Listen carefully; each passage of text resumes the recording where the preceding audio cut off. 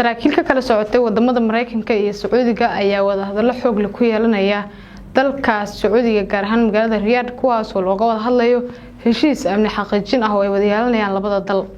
Sacuudiga ayaa doonaya in heshiiska ka dhaxeeya Mareykanka iyo Qatar mid la mid ah uu la galo Mareykanka kaas oo ah damaanad buuxda oo dhanka amniga ah.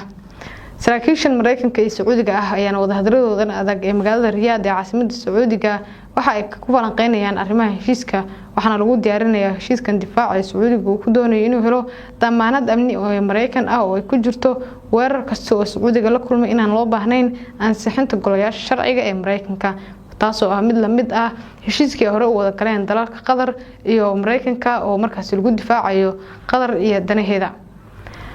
waxaa hogaaminaya markaasi saraakiil kala duwan iyadoo sidoo kale uu qayb ka yahay dadka hogaaminaya heshiiskan wiilka uu saddex u yahay Donald Trump oo markaasi inta badan hogaamiya heshiisyada Mareykanka iyo sidoo kale wadamada Carabaha. Ku mahadsantiin daawashada muuqaalkan. bishaaro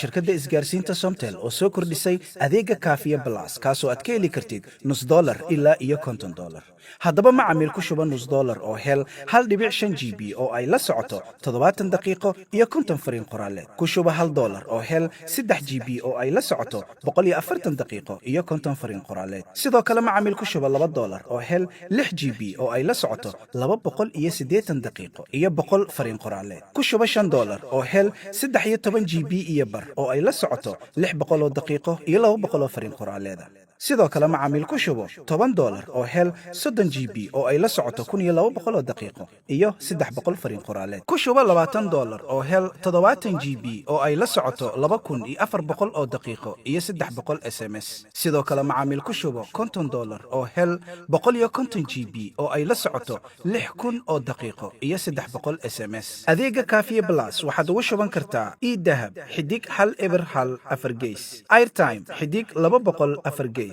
reseller xidig 300 4 gees shirkadda isgaarsiinta Somtel oo aad ka heli karto internet qiimo jaban tayo sare leh misna la isku haleyn karo